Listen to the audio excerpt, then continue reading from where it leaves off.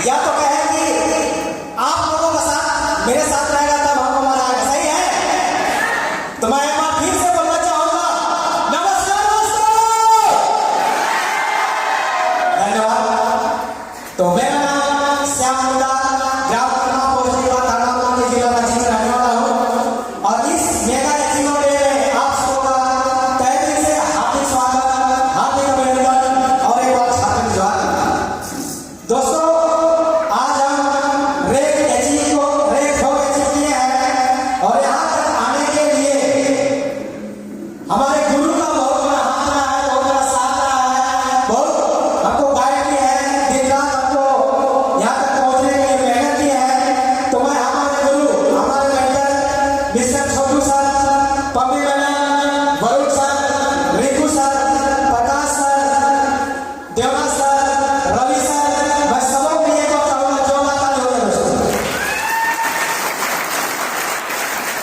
दोस्तों, मैं अपना थोड़ा सा परिचय देना चाहूंगा कि आप लोग सुनने के लिए तैयार हैं?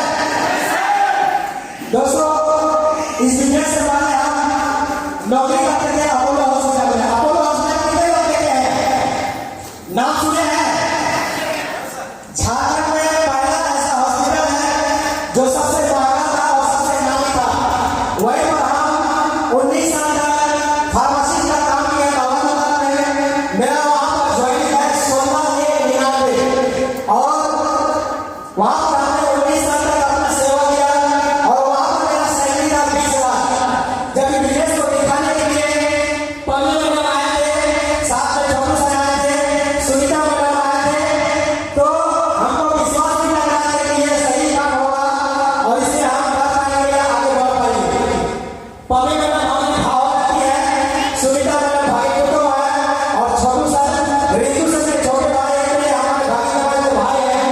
ये लोग अपने ही लोग थे, तो ये लोग आ रहे थे तो हम ज्यादा कुछ नहीं सोचे, लेकिन जब छोटू सर आए कोट पैंट पहन तो हमको लगा कि ये लोग भागने वाला तो मिला के ठीक से आया। तो सारा कुछ दिखाए तो मेरा ध्यान बिजनेस में नहीं था, क्योंकि हम 20,000 का नौकरी करते थे तो लगता था कि भागने फंसाने वाला बिजनेस हम नहीं करेंगे।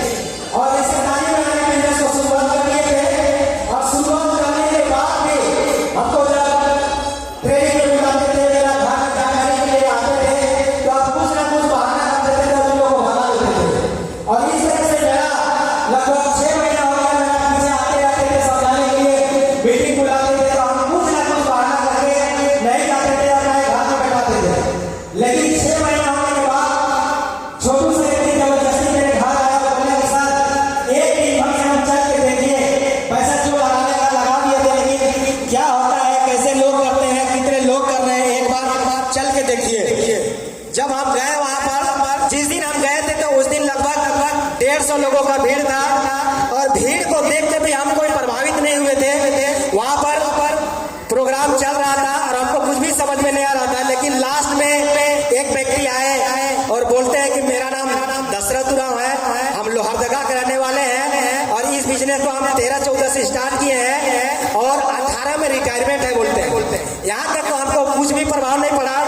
जब वो लास्ट में बोलते हैं कि अभी हम रिटायरमेंट है और सप्ताह का लाखों रुपया कमाते हैं, जब ऐसे बोला तो मेरा दिमाग में लगा कि साला ये तो और भागने वाला आदमी है। ऐसा लगेगा कि नहीं लगेगा? आपको कोई बोलेगा कि सप्ताह का लाखों रुपया कमाएंगे, शुरू में विश्वास लगता है क्या? हमको भी विश्वास नहीं लगा। हम अपने जगह पे खड़े होकर के बोले सर ये बेकार वाला बात मत करिए, ठगने फंसाने वाला काम आप सबको ठग सकते हैं, लेकिन हम ठगाने वाले नहीं है, ये दूसरों को आप बेवकूफ बनाए, हम बनने वाला नहीं है। हम बोले कि अगर आप सचमुच में कमाते हैं तो हमको सबूत चाहिए भाई, आप कमाते हैं कि नहीं कमाते हैं, बोल देने से नहीं होगा। सही बात है कि नहीं है? हम बोले सबूत चाहिए, तो बोले ठीक है हम सबूत दिखाएंगे। तो हम स्टेज में आए और बोले कि दिखाइए अपना पासबुक। तो बोले पासबुक तो नहीं लाए हैं, लेकिन आप मेरा मोबाइल से सारा जो ट्रांजेक्शन होता है पैसा कंपनी की तरफ से आपको दिखा सकते हैं। बोले दिखाइए। मोबाइल से सारा कुछ आपको दिखाया, कभी सप्ते का 1 लाख, कभी 1.5 लाख, कभी 2 लाख। इस तरह से हम 1-1.5 महीना का देखे तो लगा कि पैसा तो आता है भाई। उसके बाद हम फिर बैठ गए। उसके बाद फिर अपना कहानी बताने लगा कि हम पहले बहुत गरीब थे, बहुत मुश्किल से बिजनेस में आए हैं। इस तरह से अपना पूरा कहानी बता रहे थे।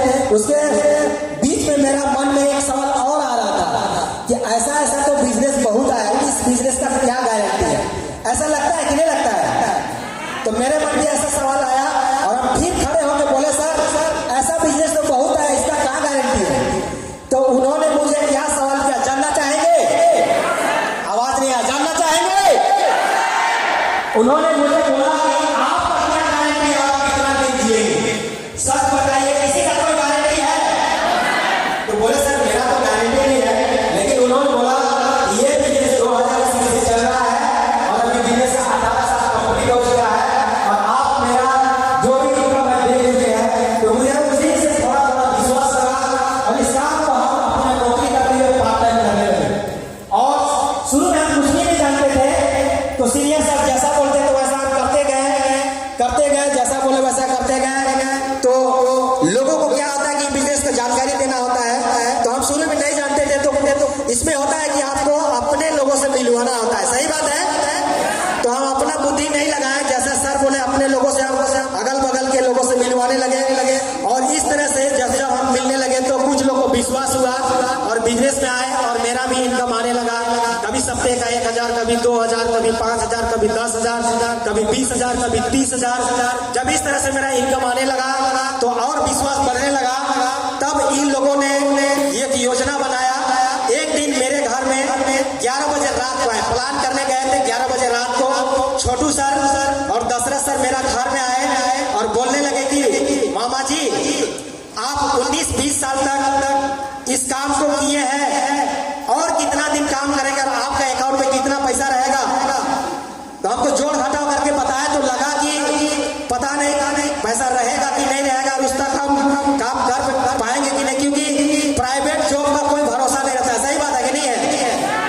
तो हमको जोड़ घटाव करके बताया इतना दिन काम करेंगे इतना इनकम होगा और ये लोग बताने लगे कि आप इसमें फुल टाइम आ जाए। फुल टाइम करने का मतलब कि आप नौकरी को छोड़ दीजिए। अब बताइए भैया, घर के सामने 20,000 का नौकरी को एक कम पढ़ा लिखा हुआ आदमी कमाएगा और उसको छोड़ने के लिए बोलेंगे तो क्या आप छोड़ पाएंगे? हमको तो नहीं लगा कि हम छोड़ेंगे। इस तरह से लोग 11 बजे रात से 3 बजे रात तक मेरा मतलब समझाते रहे कि आपको आइए बिजनेस से आपका जिंदगी बदल जाएगा। तो हमको विश्वास नहीं हो रहा था, लेकिन मनीषा मैडम साथ में थी। ये बोलते हैं कि जब सुखो मैडम अनपढ़ होकर यहाँ से आगे बढ़ सकती है तो हम लोग तो पढ़े लिखे, हम लोग क्यों नहीं बढ़ेंगे? हमको लगा कि यार ये दोनों लोग तो हमको बहाइए रहे हैं, मैडम भी इसी के साथ हो जा रहा है, समझे? तब बोले यार 20,000 का नौकरी को छोड़ना बहुत मुश्किल होता है, क्योंकि हम लोग 3 भाई हैं। मेरा शादी हो गया था, एक बच्चा है, माँ बाप है और एक बात थी। सबका भार मुझ पर था और 20,000 का नौकरी को छोड़वाना लगता था कि ऐसा नहीं करना। लेकिन जब मैडम हिम्मत दी और उस दिन हम मन बना लिया कि 20,000 का नौकरी को छोड़ना है, रिजाइन लिखे। एक बार में रिजाइन एक्सेप्ट नहीं हुआ तो हमको लगा तो बच गया। फिर सर बोले कि रिजाइन हो गया, तो हम बोले नहीं सर, बोले जल्दी करो यार।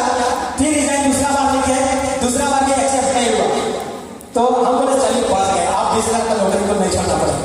फिर सर बोले कि हुआ कि नहीं यार? बोलिए बार बार बोल रहे, लगता है नौकरी छोड़वा कर ही रहेंगे।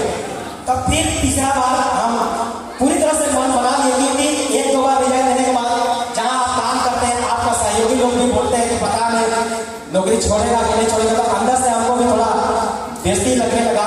अब मन बना लिए कि अब नौकरी को छोड़ना है तो छोड़ना है। पर्सनल मैनेजर से जाकर मिले कि सर कैसे कैसे रिजाइन होता है, हमको नौकरी छोड़ना है। उन्होंने कुछ पॉइंट बताया, जहाँ जहाँ पर गलती था सब सुधार दिए। उसके बाद अपना जो लेटर होता है लेटर पूरी तरह से सही से बनाया। जब अपना मैनेजर को दिए कि सर कल से हम ड्यूटी नहीं आएंगे, तो जब मैनेजर को दिया तो बोला सचमुच में कल से नहीं आओगे यार? हाँ सर नहीं आएंगे। तो 19-20 साल इन्हीं के साथ काम करने से क्या होता है कि लोग एक दूसरे का जुड़ जाते हैं। सही बात नहीं है? तो हम दोनों के जितने भी हमारे सहयोगी थे सब भावुक हो गए, लगा कि हम छोड़ के सचमुच में जाएगा।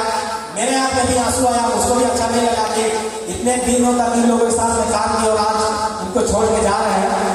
मैनेजर साहब साइन कर दिए, उसके बाद पर्सनल में गए, जमा किए और सर भी बोले कि सचमुच में छोड़ के जाने से आप बोले जी सर छोड़ के मत छोड़ो यार, 19-20 साल तक काम किया, बीवी बच्चा है। उन्होंने भी मोटिवेट करने का प्रयास किया, लेकिन हम मन बना लिए कि छोड़ना है तो छोड़ना है और दे दिए। उसके बाद उन्होंने अपना कार्ड निकाल के दिए और बोले कि जब भी जरूरत पड़े आपको अगर मैनेजमेंट से से दिक्कत है तो हम आपके लिए खड़ा है, कभी भी आप आइएगा तो हम आपको फिर से रीज्वाइनिंग देंगे और आपको हम रखेंगे। लेकिन अंदर से मतलब सोचे कि अब यहाँ पर छोड़ दिए तो छोड़ दिए, और उस दिन से हम नौकरी को छोड़ दिए और इस बिजनेस में हम फुल टाइम आ गए। और 20,000 का जैसे ही नौकरी छोड़े, मेरा माँ बाप, मेरा पूरा परिवार, जितने भी मेरा गाँव का जानने वाले थे, सब बोले कि 20,000 का नौकरी को छोड़कर ये कंपनी के चक्कर में चला गया। ऐसा कंपनी बहुत आता है, बहुत चला जाएगा, ये कंपनी में भागेगा और इसका नौकरी तो पक्का आप छोड़िए। तो अंदर से बहुत डर लगता था कि पांव से जमीन हिल गया है, एकदम विश्वास नहीं लगता था कि हम गलत कर दिए। तो सब लोगों को हम बहुत धन्यवाद करना चाहेंगे, उन लोगों ने हमको समझाया कि आपको 20,000 का हम लोग नौकरी नहीं छोड़वाएंगे, नहीं छोड़वाते, लेकिन इससे कुछ कैरियर है, कुछ अच्छा होगा। भले आपका पैसा आप लोग खा लेंगे, लेकिन 20,000 का नौकरी हम लोग इसलिए छोड़वाएंगे आपका जिंदगी आगे अच्छा होगा। तब और आपको थोड़ा सा अच्छा लगा। उसके बाद इसका ऑफिस को हम चले गए, ऑफिस देखने के लिए 15 मार्च 2019 को, और वहां गए थे तो लगभग झारखंड से 4-5 हजार लोगों को वहां पर देखे, ऑफिस देखे, और ऐसे ऐसे लोगों को हम वहां से रिटायरमेंट होते हुए जो बिल्कुल अटका थे और हिम्मत बढ़ा।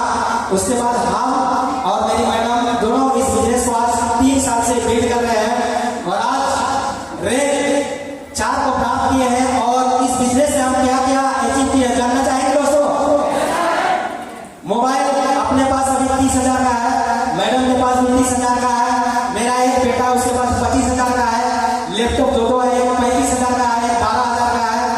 मैडम अपने लिए एक स्कूटी खरीदी है 76,000 का, और इसी साल 7 अप्रैल को अपने लिए कभी सपना में भी नहीं सोचे थे वो चीज हम यहाँ से प्राप्त कर चुके हैं।